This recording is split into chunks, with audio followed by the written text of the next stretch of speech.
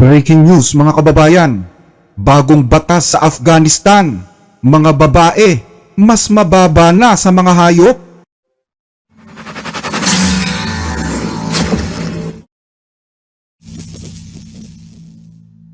Isang kontrobersyal na bagong batas ang ipinakilala kamakailan lang sa bansang Afghanistan. Isang batas na nagtutulak sa legalidad ng pagkaalipin o slavery at nagbibigay ng mas malawak na limitasyon sa kalayaan ng mga kababaihan at maliliit na grupo. Isang batas na ayon sa mga eksperto ay may layuning gawing paraiso ng mga Islamistang terorista ang buong Afghanistan. Sa ilalim ng Taliban Penal Code Article 32 na inisyu noong January 7, 2026, ginawang mas mabigat ang parusa kapag inabuso mo ang mga hayop kaysa makagawa ka ng hindi maganda sa loob ng iyong tahanan. Ayon sa nasabing batas, kapag hinampas ng isang lalaki ang kanyang asawang babae ng labis at nagresulta ito sa bali, pinsala o pasa sa anumang bahagi ng kanyang katawan at mapatunayan ng babae ang kanyang reklamo sa hukom, ang asawang lalaki ay ituturing na kriminal at papatawan ng 15 araw na pagkakakulong. Pero ayon sa Article 17 ng batas ding ito, ang mga taong umaabuso sa mga hayop at ipinanlalaban ito sa anumang laban ay posibleng mahatulan ng 5 buwang pagkakakulong. Dahil dito, naging mas mabigat ang parusa sa pang-aabuso sa mga hayop kaysa sa pang-aabuso sa mga kababaihan. Walang paaralan, walang trabaho, walang parke, walang gym, walang salon, walang diborsyo, bawal magsalita sa publiko, bawal ipakita ang mukha, walang healthcare kung hindi babae ang provider, at bawal maglakbay ng walang kasamang lalaki. Ganito ang pamumuhay ng 14 na milyong kababaihan sa Afghanistan ngayon, kabilang na ang mga batang babae. Nagsimula ang lahat nang bumagsak ang gobyernong sinusuportahan ng Estados Unidos at napasa kamay ng mga Taliban ang pamumuno noong 2021. Kasabay nito, unti-unti na ring nawalan ng silbi sa lipunan ang mga kababaihan. Noong 1 taon lamang, ipinagbawal ang paglalagay ng bintana. Oo, pisikal na bintana sa bawat bahay. This time they have banned windows. Yes, windows, not the Microsoft kind, actual physical windows. And not all of them, just the ones that expose women. Pero hindi lahat ng bintana, kundi yung mga bintala lamang ng mga bahay na mayroong mga babae na posibleng dumungaw sa mga bintanang ito. Hindi bawal ang babae, pero bawal silang makita ng mga tao na para bang personal property sila ng mga lalaki. At kapag nagpatayo ng bahay, siguraduhin umano na walang bintana kung saan pwedeng masilip ng mga tao sa labas ang mga babaeng nakatira sa loob ng bahay. Kaya't mabuti pa niya na wala na lang bintana. Ayon sa mga Taliban, masyadong western daw kasi ang ganitong estilo ng mga bahay at bawal ito sa batas. Dagdag pa ng Taliban, ang makita ang mga babae na nagtatrabaho sa kusina, sa patio o kumukuha ng tubig sa balon ay posibleng mauwi sa pambabastos. Ayon sa Supreme Leader ng Taliban na si Hibatullah Akhundzada, dapat ay laging manamit ang mga babae ng makakapal at mahahabang damit. Natatakpan ang mukha para na rin makaiwas sa moral corruption ang mga kalalakihan. Bawal din silang kumanta kahit pa sa loob ng kanilang mga bahay dahil ang kanilang mga boses ay pwede daw pagmula ng mali siya sa mga kalalakihan. Mula nang umupo si Habibullah sa kapangyarihan, halos lahat ng kanyang mga batas ay patungkol sa mga kababaihan. Marami ang naniniwala na naging mas malala ngayon ang kasalukuyang pamahalaan ng Taliban kaysa noong unang magkaroon ito ng kapangyarihan. Pero ang nasabing respeto sa mga kababaihan ay tila kaepokriton lamang dahil sa loob ng mga rehas, pinapayagan ng gobyerno ang pambubugbog at panggagahasa sa mga babaeng nasa bilangguan.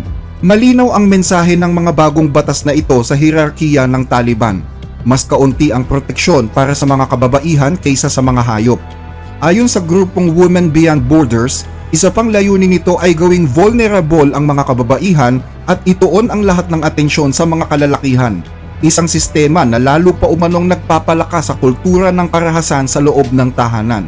Sa katunayan, batay sa datos noong 2025, mahigit 300 kababaihan ang namatay sa kamay ng kanilang mga asawa. Mahigit 840 kababaihan naman ang nakaranas ng karahasan mula sa mga lalaki at sa higit kalahati ng mga kasong ito, involved ang mga opisyal ng Taliban. Sa batas ng Taliban, kadalasang pinaparusahan lamang ang mga lalaki kapag ang kanilang mga asawa o kamag-anak na babae ay lumalabas ng walang kasama o kung wala silang takip sa katawan. Ang mga lalaki ang siyang responsable sa mga gastusin sa bahay at ang mga babae ang alipin sa loob ng tahanan. Mahigpit na ipinagbabawal sa mga babae na lumabas na walang kasamang lalaki kahit sino pa siya o anuman ang estado niya sa buhay.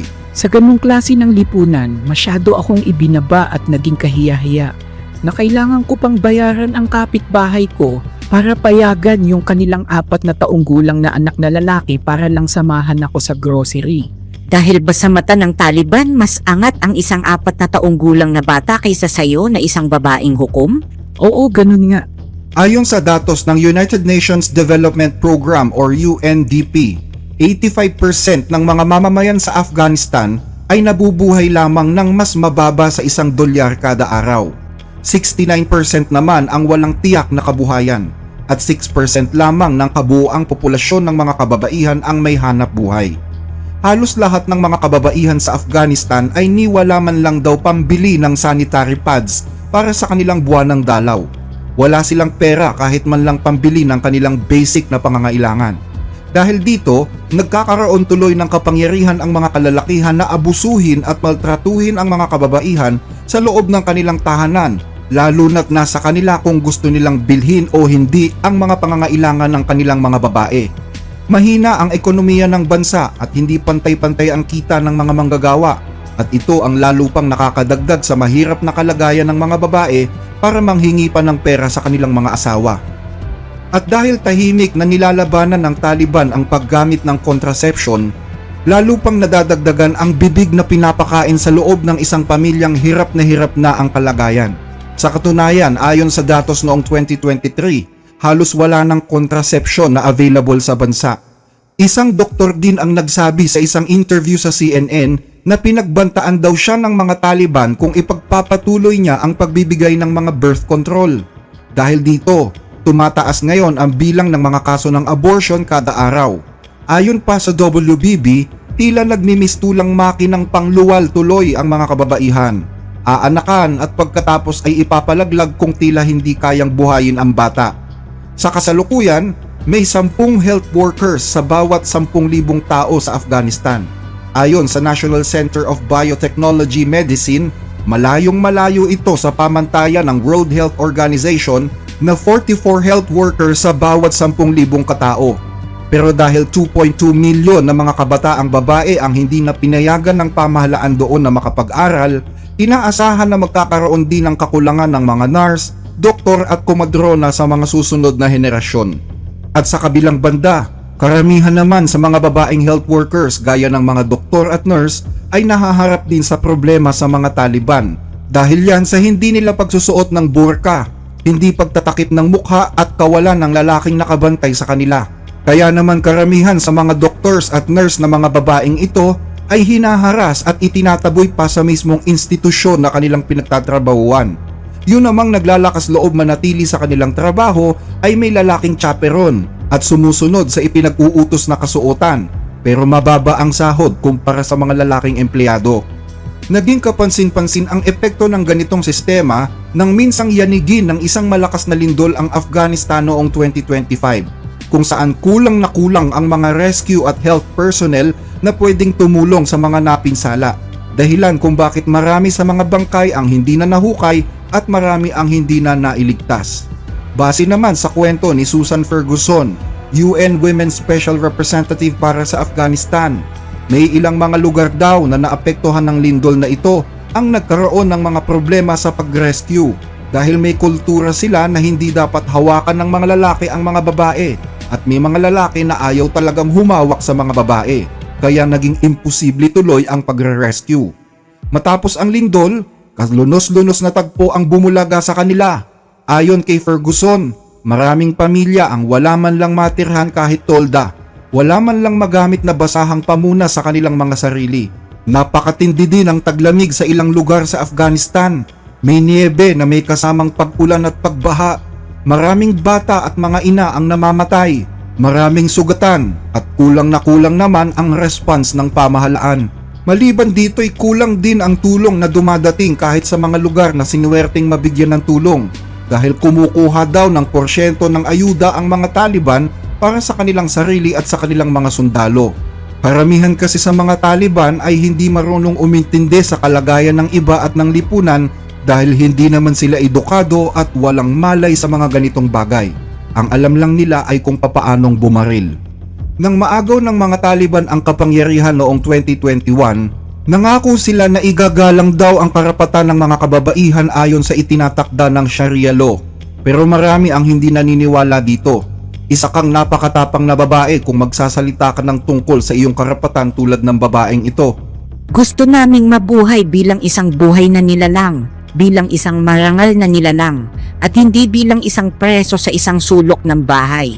Hindi para iposa sa isang lungga sa bahay at sa aming mga asawa, at magmakaawa sa kanila na pakainin kami. Ayaw namin ng ganitong buhay kahit isang araw. Nasa mga Taliban na lang kung anong gagawin sa babaeng ito. Bukod sa klase ng gender apartheid na umiiral sa Afghanistan, laganap din ang karahasan at pagpatay na suportado ng gobyerno. Iniutos ng gobyerno na dapat ay sumunod ang lahat sa Sunni Islam at kung ang sino mang susunod sa ibang relihiyon o sa Shia Islam ay madalas na inililigpit ng mga vigilante. Ang ganitong sistema ang nagbibigay ng pagkakataon sa ibang tao na parusahan ang kanilang mga kababayan na para bang walang batas na sinusunod at nagiging sanhi para maglaban-laban ang mga tao sa isa't isa. Pero ayon sa batas, may parusang kamatayan daw ang pagpatay. Napakalabo ng batas sa Afghanistan. Halimbawa nito ay ang pagsayaw. Bawal ang sumayaw at pwede kang arestuhin kapag sumayaw ka. Pero hindi man lang nilinong ng batas kung kasama ba dito ang mga traditional dance. Bawal din ang dumalo sa anumang pagtitipon na walang kinalaman sa Islam kahit ang mga poetry reading o literary events. Walang musika, walang entertainment at limitado ang paggamit ng cellphone. Sa ibang lugar, bawal talaga ang cellphone. Isa yung lugar noon kung saan ang mga babae ay hindi pwedeng lumabas ng bahay nang walang lalaking kasama. Ipinagbabawal ang lahat ng uri ng libangan. Walang musika, walang telebisyon. Ang mga pangunahing paraan ng komunikasyon tulad ng mga cellphone na mayroon tayo ngayon ay wala pa noon. Ibang-iba talaga ang panahong yun. Mayroon ding mga lihim na paaralan para sa mga batang babae. Pinangungunahan yan ng mga edukadong Afghan na kababaihan na hindi kayang tiising makita ang isang buong henerasyon ng mga batang babae na hindi nakapag-aral. Naglalakad ako noon na nakasuot ng burka. At sa tabi ko, may isang babae at isang batang babae na binubugbog ng Taliban. Parang maliit na bagay pakinggan pero may mga babaeng nagpapatakbo ng mga lihim na beauty salon. Nilalagay nila sa peligro ang buhay nila para lang makapagsama-sama sila bilang mga babae. Para magpintahan ng mga kuko at maglagay ng make-up.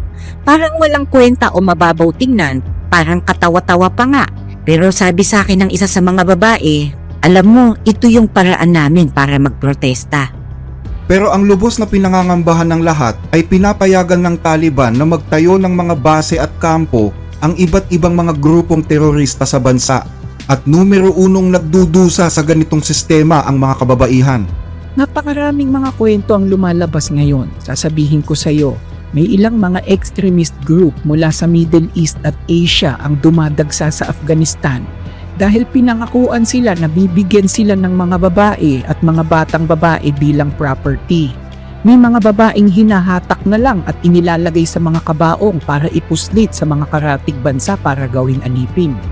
Isipin mo na lang, pinipilit ang mga pamilya na ipakasal ang kanilang mga anak na babae sa mga mandirigmang Taliban. Kung titingnan natin sa ibabaw, marami silang sinasabi. Pero sa ilalim pala nun ay napakalaki ng pagkakaiba. Sa ngayon ay wala pang bansa sa mundo ang kumikilala sa Taliban bilang isang lehitimong pamahalaan ng isang bansa maliban sa Russia. Noong July 2025, formal kasi nakinilala ng Russia ang Taliban bilang isang lehitimong pamahalaan ng Afghanistan sa international diplomatic level.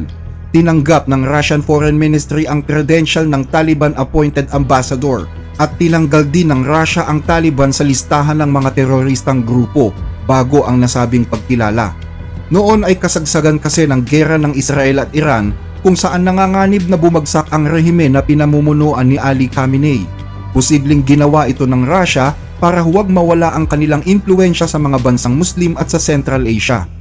Sa ngayon ay kinukonsider ng Taliban na isang malaking tagumpay sa kanila ang pagkilala ng Russia, lalo't meron pang ilang mga bansa din ang nagpapadala na ng kanilang mga diplomats sa Kabul.